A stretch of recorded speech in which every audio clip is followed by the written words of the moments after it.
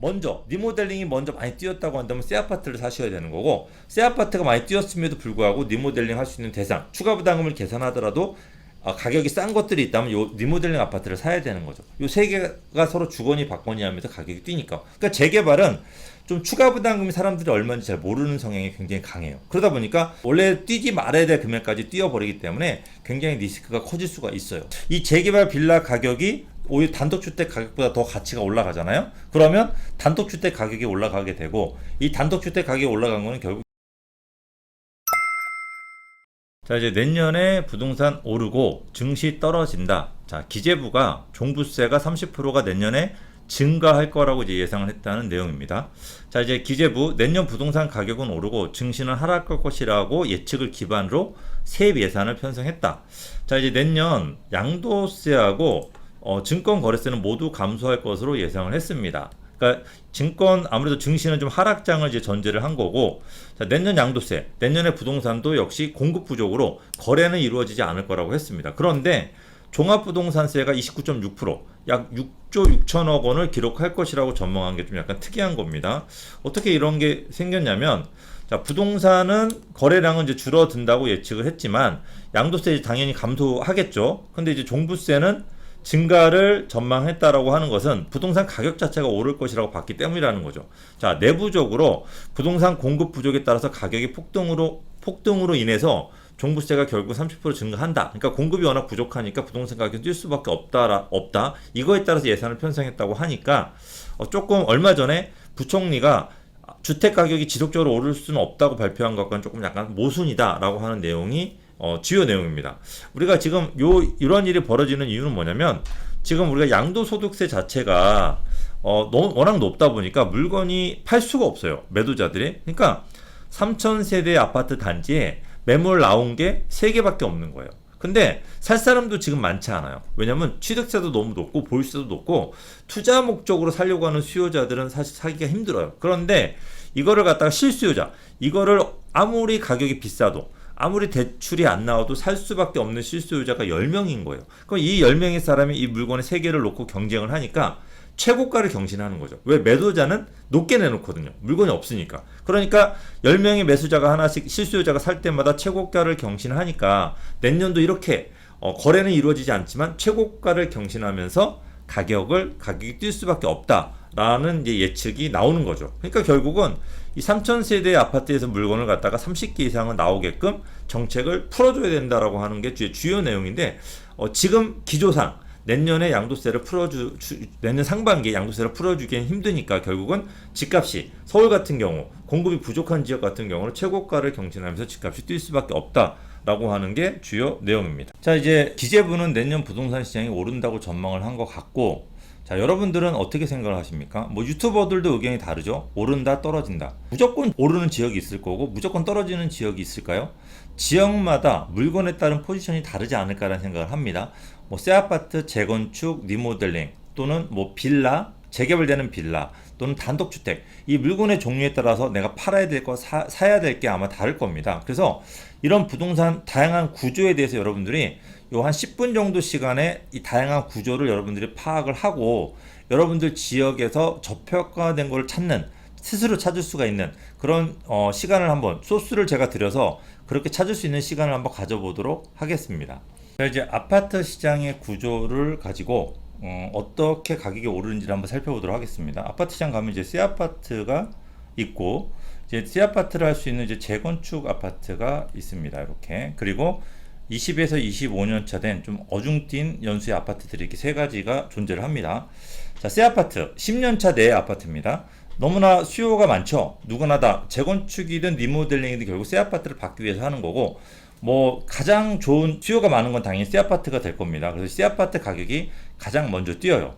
자, 현재 지금 12억 하던 평균 새 아파트가 서울 같은 경우 뭐 14억으로 많이 뛰었어요. 10년차 아파트들이 14억 정도. 그러다 보니까 자, 이제 재건축 아파트는 어떻게 됐을까요? 자, 재건축 아파트가 이제 6억을 했어요. 거기다 추가 부담금 4억을 내면은 새 아파트 한 채를 준대요. 그러니까 내 돈이 총 10억이 들어가면은 결국 12억짜리 아파트 2억이란 차익이 발생을 하니까 6억이 적정가였는데, 이게 새 아파트가 이제 14억으로 뛰니까 6억의 재건축 아파트 값은 결국은 8억으로 뛰게 된 거죠. 이번에 이제 8억 플러스 4억의 추가 부담금이니까 결국은 얼마 들어갈까? 12억이 들어가서 14억짜리 아파트를 받으니까 역시 2억의 차익이 이제 발생하게끔 이 구조로 간단 말이에요. 근데 이제 재건축 시장에 이제 바람이 일고 붐이 일다 보니까 이 8억의 재건축 아파트가 어떻게 될까요? 결국은 다시 9억으로 뛰거나 또는 우리가 초과이익 환수라고 들어보셨나요? 재건축에서 이익이 발생하면 세금을 내요. 그 세금이 1억이 발생하다 보니까 실제로 재건축 아파트 8억짜리 재건축 아파트를 사게 되면 추가 부담금 4억에다가 초과이익 환수 1억을 내니까 결국은 13억으로 내 돈 총 들어가는 돈이 13억으로 뛰어버리게 된 거죠. 근데 내가 들어간 돈은 13억이에요. 근데 새 아파트는 14억이에요. 그러면 차라리 새 아파트를 사는 게 낫겠다고 하는 사람들이 생기겠죠. 그러다 보니까 새 아파트 14억짜리 새 아파트가 다시 어떻게 됐을까요? 16억으로 이렇게 뛰게 된 거죠. 자, 이렇게 새 아파트하고 재건축 가격은 서로 주거니 받거니 하면서 가격이 뛰는데 20에서 25년째 된 아파트는 홀대를 받았어요. 왜냐면 거주하기엔 너무 낡았어. 근데 재건축하기에는 또 15년에서 20년 가까이 기다려야 돼요. 너무 오래 기다리니까 얘는 수요자가 없었는데 이 20에서 25년 된 아파트를 대전환기를 맞이했어요. 뭐냐면 바로 리모델링. 이 리모델링에 관한 법이 나오면서 리모델링을 해서 새 아파트를 받을 수 있네라고 하는 인식이 생기면서 점점 인기가 많아졌어. 근데 리모델링 초창기에는 역시 인기가 없었어요. 왜냐면 아무래도 구조 자체가 평수도 많이 못 넓혔고 구조 자체가 좋지 않았기 때문에 인기가 없었는데 점점 기술이 발달해서 살기도 굉장히 좋아졌고 혜택도 점점 많아지면서 이 리모델링 아파트 인기가 점점 많아졌어요. 그래서 특히 24평형 아파트를 사서 리모델링을 했더니 32평 아파트를 주더라 이거예요. 그러니까 이러면서 인기가 많아진 거예요. 작은 걸 사서 크게 바꿨으니까. 근데 24평 아파트 예를 들어 가격이 8억이에요. 많이 올랐죠. 8억에다가 32평 아파트를 받으려고 했더니 추가 부담금 3억 5천을 내래요. 그래 이건 가정입니다. 정확한 건 아니에요. 그래서 가정 3억 5천, 3억 한 2천 정도 낼 수 있습니다. 그래서 3억 5천 정도 했더니 11억 5천이 들어가요. 그래서 과연 그럼 이게 실효성이 있냐? 새 아파트 재건축을 통한 새 아파트를 봤더니 16억이란 말이에요. 근데 리모델링을 해서 11억 5천이란 정도밖에 안 들어가니까 오히려 리모델링 아파트가 싸 보이는 거예요. 그러다 보니까 이 8억짜리가 어떻게 됐을까? 10억으로 뛰게 된 거죠. 이렇게. 그러면 10억에다가 3억 5천 추가 부담금을 내니까 역시 13억 5천이 들어갑니다. 그래서 자, 리모델링을 해서 13억 5천짜리 아파트를 받을래? 아니면 새 아파트 16억짜리 받을래가 우리 구독자분들, 우리 수요자분들이 선택을 하게 된 거죠. 그런데 이 리모델링에 대한 또 광풍이 불었어요. 그러다 보니까 이 10억짜리 아파트가 결국은 12억으로 뛰게 된 겁니다. 그러면 보세요. 12억에다 추가 부담금 3억 5천을 내니까 이게 왜 12억짜리 오래된 연수의 아파트를 받냐면 아파트가 너무 부족한 거예요. 특히 서울이나 수도권에. 그러다 보니까 16억이 대출이 안 나와. 그러다 보니까 돈이 없어. 그러다 보니까 12억 주고라도 10억 주고라도 사던 사람이 점점 많아지니까 이게 결국 12억까지 뛴 거예요. 그럼 12억에다 추가 부담 3억 5천을 내니까 결국 내 돈이 15억 5천이 들어가서 리모델링 아파트 16억짜리의 재건축 새 아파트. 여러분들 같으면 어떤 걸 사실래요? 당연히 이 16억의 새 아파트를 사겠지. 근데 돈이 없어요. 왜냐면 융자가 안 나오니까. 그러다 보니까 이걸 못 사고 결국 누가? 현금 부자들이 사기 시작하면서 16억짜리는 계속 뛰게 된 거예요. 결국은 돈이 부족한, 자금이 부족한 사람들은 결국은 울며 겨자 먹기로 이 12억짜리 아파트를 샀는데 이 울며 겨자 먹기로 한 12억짜리 아파트도 결국 다 뛰게 되는 거죠. 그러면 생각해 보세요. 새 아파트도 뛰게 되고 재건축도 뛰게 되고 그 다음에 리모델링 20에서 25년차 된 아파트가 뛰어버려. 그러면 아파트는 다 뛰었네. 왜? 이 세 종류니까. 이 세 개가 주거니 받거니 하면서 뛰는데 이 세 개가 다 뛰어버리니까 결국은 어떻게 돼요? 부동산 시장에 광풍이 일면서 결국은 이게 묻지마 투자로 이어진 겁니다. 그러니까 이 묻지마 투자로 이어지다 보니까 결국은 부동산 시장은 이 가격이 묻지마 투자할 정도로 바람이 불면은 건설사들에서 아파트를 많이 짓겠죠. 근데 많이 지어야 되는데 이 많이 짓는 공급을 결국 누가 막았을까요? 서울시하고 정부에서 실수를 해버렸어요. 그래서 서울 전 시장이 재개발, 아파트를 공급할 수 있는 재개발 시장 한 200개, 170개 넘는 구역을 취소시켜버렸어요. 그러니까 재개발해서 아파트 공급이 안 돼. 서울 같은 경우. 거기다가 정부에서 집이 부족한 건 공급 부족이 아니라 그래가지고 재건축도 축소시키고 재개발 취소도 잘했다고 하고 신도시 공급도 늘리지 않고 하다 보니까 결국 어떻게 공급 부족으로 이 묻지마 투자 현상이 계속 벌어지면서 서로 새 아파트하고 재건축과 리모델링 아파트가 서로 주거니 받거니 하면서 가격이 뛰게 된 거죠. 자, 만약에 매수할 의향이 있으신 분들 같은 경우는 자, 새 아파트 재건축 리모델링 리모델링이 먼저 많이 뛰었다고 한다면 새 아파트를 사셔야 되는 거고 새 아파트가 많이 뛰었음에도 불구하고 리모델링 할 수 있는 대상 추가 부담금을 계산하더라도 가격이 싼 것들이 있다면 요 리모델링 아파트를 사야 되는 거죠. 요 세 개가 서로 주거니 받거니 하면서 가격이 뛰니까. 또 어떤 지역? 우리 목동, 아까 우리 이상수 꼰대님이 녹화하시더라고요. 이제 목동 같은 경우는 재건축이 좀 저평가되어 있다. 왜? 새 아파트 뛰었고 리모델링 뛰었는데 재건축은 싸다. 뭐 이런 식으로 또 각각 지역마다 저평가된 아파트를 찾을 수가 있는 겁니다. 자, 어쨌든 이게 지금 현재는 공급 부족으로 묻지마 투자로 이어진 상황에서 앞으로 부동산 시장은 어떻게 진행이 될까요? 묻지마 투자는 두 가지입니다. 이제 묻지마 투자가 이루어지는 이유는 결국은 공급 부족입니다. 공급 부족. 근데 이 공급 부족은 두 가지로 나눌 수가 있습니다. 자, 공급 부족이 새 아파트 공급 부족이 있는 거고, 기존 아파트의 매물 부족, 그러니까 기존 아파트가 물건이 나와서 거래가 돼야 되는 공급 부족이 있어. 근데 이 기존 아파트 공급은 현재 양도세 중과로 인해서 물건이 나올 수가 없습니다. 양도세 중과가 82.5%다 보니까 한 번 나왔던 매물들이 거래가 되면 양도세 때문에 팔 수가 없어요. 특히 사람들이 정말 살고 싶어하는 강남 또는 똘똘한 한 채가 몰려있는 지역은 거의 물건이 팔 수가, 세금이 너무 비싸서 팔 수가 없는 거죠. 그러니까 이렇게 기존 아파트 물량이 부족한 상황이라고 한다면 새 아파트라도 이제 공급이 좀 잘 돼야 되는데, 이 새 아파트 자체가, 신규 아파트 자체가 공급하려고 봤더니, 자, 새 아파트를 공급할 수 있는 방법은 두 가지입니다. 자, 재건축을 통해서 공급할 수가 있고 재개발을 통해서 공급을 할 수가 있습니다. 그런데 재건축을 통해서 공급하려고 한다면 재건축이 다시 가격이 뛰겠죠. 그러니까 이 재건축 아파트로 공급할 수 있긴 쉽지가 않아요. 물론 이게 가격이 뛰더라도 재건축을 갖다 공급하려고 하겠지만, 결국은 제가 아까도 말씀드렸지만 새 아파트 또 재건축 아파트, 거기다 이제 기존 20에서 25년 차 리모델링 아파트, 이 세 개가 서로 물려서 움직이고 있는 상황에서 재건축 아파트가 뛰면 새 아파트도 뛰고 결국 리모델링 아파트까지 다 뛰게 되면서 기존 아파트 기준 자체가 확 뛰어버리니까 이거는 뭐 정부에서도 또는 서울시에서도 쉽게 건들 수 있는 부분이 아닌 거죠. 그러다 보니까 결국은 재개발로 사람들 새 아파트 공급을 몰려들게 되고, 그러니까 뭐 1년에 정부에서도 20몇 개, 서울시에서 20몇 개, 그러니까 지금 1년에 한 50개 정도 이제 재개발 새롭게 지정하면서 재개발 시장이 갑자기 붐이 일게 된 거죠. 그러면 재개발을 통해서 이제 공급을 한다. 이건 어떤 개념이냐면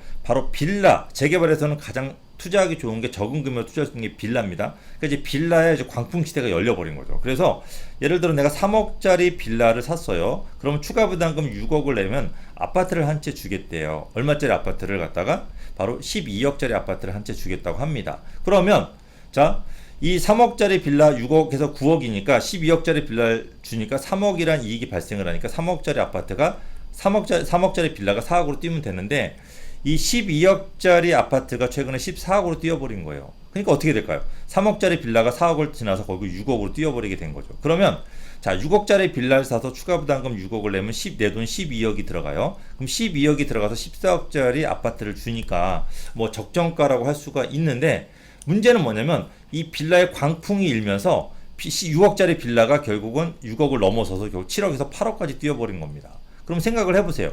자, 7억에서 8억에다가 추가 부담금 6억을 내게 되면은 결국은 내 돈이 14억이 들어가서 14억짜리 아파트를 받을 수 있는 상황이 돼버린 거죠. 그러니까 재개발은 좀 추가 부담금이 사람들이 얼마인지 잘 모르는 성향이 굉장히 강해요. 그러다 보니까 원래 뛰지 말아야 될 금액까지 뛰어버리기 때문에 굉장히 리스크가 커질 수가 있어요. 그래서 많은 전문가들이 재개발 이거 묻지마 투자 굉장히 주의하라고 여러분들한테 주의를 줬어요. 저희도 마찬가지로 줬는데 웃기게 된 거예요. 뭐냐면 우리 14억짜리 아파트가 더 이상 많이 안 뛸 줄 알았는데 14억짜리가 최근에 서울에 1억 5천이 뛰어버린 거예요. 평균적으로. 그러니까 15억 5천짜리 또는 16억짜리 아파트로 바뀌어버린 거예요. 그러면 생각을 해보세요. 이제는 내가 내 돈이 13억 5천이 들어가더라도 추가 부담금까지 계산해서 결국 15억에서 16억짜리 아파트 또 더 올라가고 있죠. 그러니까 결국은 뭐예요? 재개발, 이 비싸게 올라갔던 재개발도 사는 게 정답이 되어버린 거죠. 물론 지금 시점에서 이 빌라를 사는 게 과연 맞느냐 이거예요. 이거는 고민을 해보셔야 돼요. 왜? 이게 만약에 새 아파트 가격이 조금이라도 조정이 된다고 한다면 이 빌라 가격은 떨어질 수밖에 없는 구조를 가지고 있습니다. 그러니까 결국은 뭐예요? 좌지우지하는 거는 이 새 아파트 가격이 어떻게 되느냐가 결국은 빌라 값까지 좌지우지하게 된 겁니다. 그럼 여기서 이 재개발 빌라 가격은 자, 결국은 단독주택 가격을 올라가게 만듭니다. 그러니까 지금 서울하고 대도시권의 단독주택 가격이 겁나게 올랐어요. 무섭게 올랐어요. 이 재개발 빌라, 왜? 빌라를 짓는 거는 결국 단독주택을 허물어야지 빌라를 짓기 때문에 얘가 원재료거든요. 그러니까 빌라 가격이 올라가면 결국 원재료가 되는 단독주택 가격도 올라가게 되고, 이 단독주택 가격 상승이 결국은 재개발되지 않는, 우리가 빌라 하면은 재개발이 안 되면 망하는 줄 알아요. 근데 결국 그렇지 않아요. 재개발되지 않는 빌라 가격까지 결국 올라가게 만들게 됩니다. 자, 이 재개발 빌라 가격이 오히려 단독주택 가격보다 더 가치가 올라가잖아요. 그러면 단독주택 가격이 올라가게 되고, 이 단독주택 가격이 올라간 거는 결국 재개발 빌라 가격까지 올라가게 만드는, 이 세 개가 서로 주거니 받거니 하면서 이 구조를 갖추게 되는 겁니다. 자, 그래서 보시게 되면은, 자, 우리가 아파트 있죠. 새 아파트하고, 자, 재건축 아파트, 그 다음에 20에서 25년 차 된 리모델링 아파트, 이 세 개가 아까 제가 주거니 받거니 하면서 가격이 올라간다고 했죠. 그러니까 마찬가지로 재개발 빌라고 단독 재개발되지 않는 지역의 빌라는 서로 주거니 받거니 하면서 가격이 올라가게 만드는 구조를 갖추고 있습니다. 그래서 자, 이 재개발 빌라 가격이 나중에 아파트로 바뀌게 되면, 재개발 빌라 가격이 너무 많이 뛰게 되면은 새 아파트 가격까지 올라가게 만들 수 있지 않겠냐고 생각할 수가 있는데, 제가 경험한 바로는 재개발 빌라 가격은 새 아파트 가격이 올라가게 하지는 않았어요. 그러니까 재개발 가격이 너무 많이 뛰게 되면 재개발 빌라 가격이 떨어지더라고요. 아파트 가격을 밀어 올리는 게 아니고. 근데 재건축은 재건축이 많이 뛰게 되면 새 아파트 가격을 밀어 올리더라고요. 이 역할이 좀 다르기 때문에 아무래도 재개발 빌라 가격이 좀 잡히는 이유는 단독주택하고 재개발 빌라 되지 않는 지역의 빌라 가격 차이가 좀 크기 때문에 아마 그런 것 같아요. 그래서 이런 부분 때문에 재개발 빌라 가격은 아파트 값을 밀어 올리지 않기 때문에 아파트 공급에 있어가지고 재건축은 건들기 힘들지만 결국 재개발 시장의 빌라 가격은 좀 건드는, 이런 그래서 재개발을 많이 지정하는 이런 구조를 갖추게 됐습니다. 그러니까 어쨌든 이게 정확하게 나누어져서 서로 영향이 좀 다릅니다. 그래서 여러분들이 만약에 매수를 하실 때 재개발 빌라와 단독주택, 재개발되지 않는 지역의 빌라 가격을 잘 기준을 비교해 보셔가지고 저렴한 걸 매수하시면 되고, 반대로 이제 아파트는 아파트 재건축 또는 리모델링 아파트의 가격을 비교해서 매수를 하시면 되고, 근데 여기서 최종적으로 가장 중요한 거는 결국 새 아파트, 이 새 아파트 가격이 모든 요 5가지 부동산의 가격을 끌어올리기도 하고 내리기도 한다라고 하는 그 기준을 여러분들이 알고 계시면 될 것 같습니다.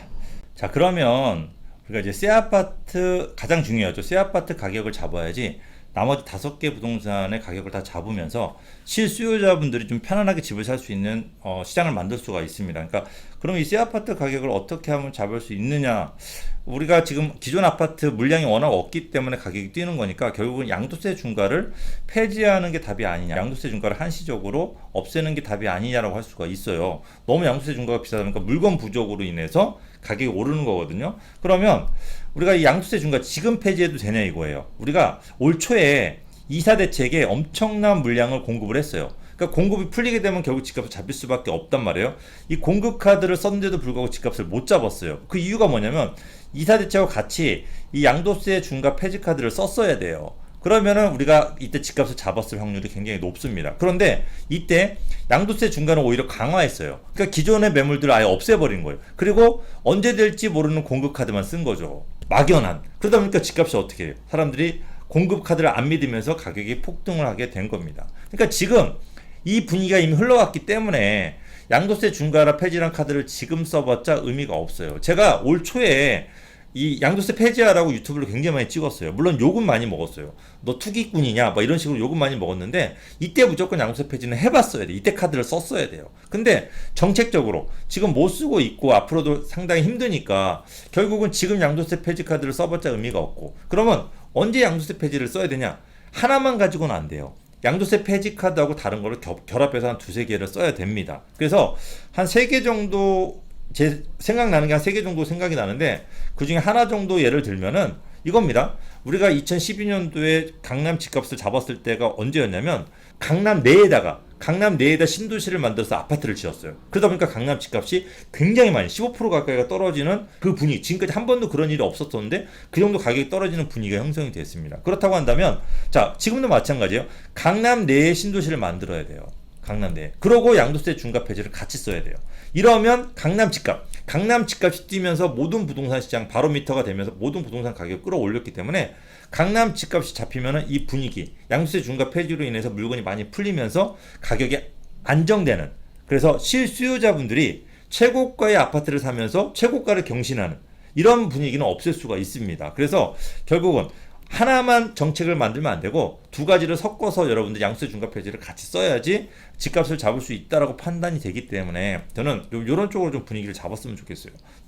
제가 가장 슬픈 게 실수요자분들이 진짜 비싼 아파트를 울며 겨자 먹기로 사는 이 분위기는 저는 너무 싫거든요. 그래서 이 분위기가 없어졌으면 하는 마음에 제가 이 영상을 녹화를 했고, 여러분들이 지금 만약에 집을 사시더라도 여러분들 제가 아까 말씀드린 6개 부동산 시장의 가격을 잘 판단하셔가지고 저평가된 거를 매수하시고, 여러분들 집을 파시더라도 내 부동산이 더 오를 수 있는 여지가 있다 그러면 조금 늦추는 게 낫잖아요. 그래서 이런 6가지 부동산 구조에 대해서 여러분들이 알고 계신다고 한다면 여러분들 부동산을 저점에 팔거나 고점에 사는 그런 경우는 여러분들 피할 수가 있습니다. 그렇게 되기를 바라는 마음에 이 영상을 녹화를 했습니다. 자, 여러분들 구독하고 알람 설정 같이 해주시면 제가 더욱더 힘이 나서 더 영양가 있는 영상을 많이 녹화를 할 거고, 자, 좋아요 버튼도 눌러주시면 감사하겠습니다. 자, 저는 여기서 물러가도록 하겠습니다.